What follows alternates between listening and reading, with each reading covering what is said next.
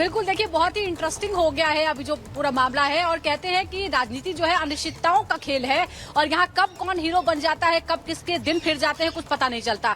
नीतीश कुमार के लिए सब ये कह रहे थे कि ये जो चुनाव होगा ये उनके अस्तित्व की लड़ाई है और जेडीयू खत्म हो जाएगी इस चुनाव के बाद, लेकिन किसे क्या मालूम था कि इस चुनाव के बाद असल में किंग मेकर के तौर पर उभर जाएंगे नीतीश कुमार, जिनके लिए कहा जाता है कि उनकी राजनीति खत्म हो रही है। एक किंग मेकर की भूमिका में है, 12 सीटें जीतकर आज बड़ी शान से वो दिल्ली लौट रहे हैं, साथ में उनके भतीजे भी आ रहे हैं, और पूरे बिहार के जितने भी जाने पहचाने चेहरे हैं वो सभी एक फ्लाइट में दिल्ली आ रहे हैं, और दोनों अलग अलग खेमों में बातचीत करेंगे। लेकिन नीतीश कुमार की भूमिका बहुत ही अहम होने वाली है। सोमवार को जब नीतीश कुमार नतीजों से पहले दिल्ली आए थे तब उनकी पोजीशन कुछ और थी, हालांकि वो अपनी लॉयल्टी दिखा रहे थे एनडीए के साथ, और वो बातचीत करने के लिए आए थे कि सरकार बनाने में क्या भूमिका होगी। सूत्र बताते हैं कि ये भी देखना था कि जेडीयू की क्या भूमिका होगी, लेकिन अब जब वो आएंगे नतीजों के बाद तो उनकी पोजीशन कुछ और होगी, उनकी जो बार्गेन पावर है वो कहीं ज्यादा होगी जो पहले नहीं थी। तो ये वक्त बदल चुका है नीतीश कुमार के लिए, लेकिन क्या बिल्कुल आप सही कह रही हैं कि बार्गेनिंग पावर ज्यादा होगी, और ये देखना होगा कि नीतीश कुमार अपने लिए क्या मानते हैं। इसी बीच एक बड़ी खबर में दर्शकों को बता दें, अखिलेश ने जनता को पर पोस्टर लिखकर ये श्रेय दिया। जनता की शक्ति सबसे बड़ी होती है। उत्तर प्रदेश में गठबंधन की जनप्रिय जीत हुई है, पीडीए की रणनीति की जीत हुई है। अखिलेश यादव ने ये सब कुछ ट्वीट करके जनता को पूरा श्रेय दिया है। और हमारे साथ वैभव भी हमारे सहयोगी लगातार बने हुए अमित शाह के घर के बाहर। वैभव, अमित शाह जो लगातार बीते दिन भी जेपी नड्डा के घर पर रणनीति बना रहे थे, बैठक कर रहे थे, अभी आपके पास क्या खबर है, किस तरह की हलचल है? नीतीश कुमार तो आ रहे हैं तेजस्वी के साथ एक ही फ्लाइट में दिल्ली।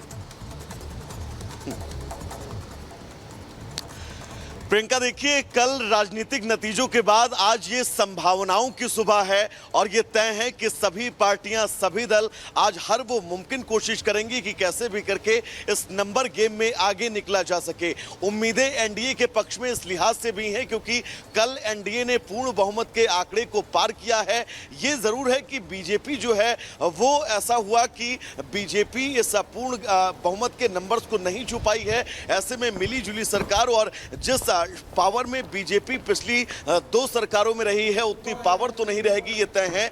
लेकिन बीजेपी और एनडीए को पूर्ण बहुमत के बीच अब इंडी गठबंधन जो है उसकी आगे की रणनीति क्या होगी, इसके लिए थोड़ा सा इंतजार जरूर करना होगा कि क्या इंडी गठबंधन जो है वो मजबूत विपक्ष के रूप में अपने आप को प्रेजेंट करेगा, या फिर वो भी इस राजनीतिक संभावनाओं की सुबह में वो वजह तलाशेगा, वो कोशिश करेगा कि कैसे भी करके वो इस बार नंबर्स के गेम में जो है वो आगे निकल सके। क्योंकि इन गेम में आगे निकलने के लिए उसे टीडीपी के साथ नीतीश कुमार और कुछ अन्य सांसदों का साथ चाहिए, जो फिलहाल होता हुआ बहुत मुश्किल लग रहा है। लेकिन जैसा कि मेरे सहयोगी सुजाता ने कहा कि राजनीति जो है वो संभावनाओं का खेल है, कभी इसमें संभावनाएं खत्म नहीं होती हैं, और यही वजह है कि हर शख्स, हर दल ये चाहता है इस रस्साकशी के बीच जीत अंत में उसकी ही हो।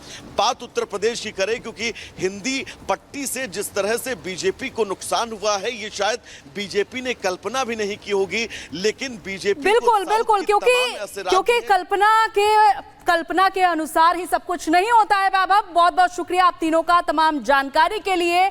तो देखिए, यहाँ पर टक्कर तो कांटे की रही है, और वो टक्कर कैसी रही है वो हम आपको जरा ग्राफिक्स के माध्यम से बता देते हैं। कांटे की टक्कर देखिए, उम्मीदवार रविंद्र दत्ताराम वायकर शिवसेना के उम्मीदवार थे, जीत का अंतर 48 वोट, मात्र 48 वोटों का रहा है। इसके बाद देखिए अदूर प्रकाश जो कि कांग्रेस के उम्मीदवार रहे, यहां पर भी कांटे की टक्कर देखी जाती, जीत का अंतर मात्र 684 वोटों का रहा।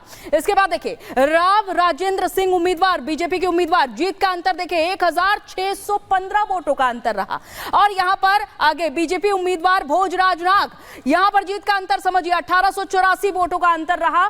तो इतने कम वोटों का अंतर यहां पर रहा है उम्मीदवारों के बीच। उम्मीदवार कांग्रेस उम्मीदवार मनीष तिवारी 2004 वोटों का अंतर मात्र यहां पर देखा जा रहा है। इसके अलावा आगे बढ़ते हैं, अजेंद्र सिंह लोधी समाजवादी पार्टी से उम्मीदवार 2629 वोटों का अंतर। तो यह आंकड़ा आप समझ सकते हैं। मोहम्मद हमदुल्ला सईद कांग्रेस उम्मीदवार 2647 वोटों का अंतर यहां पर साफ नजर आ रहा है।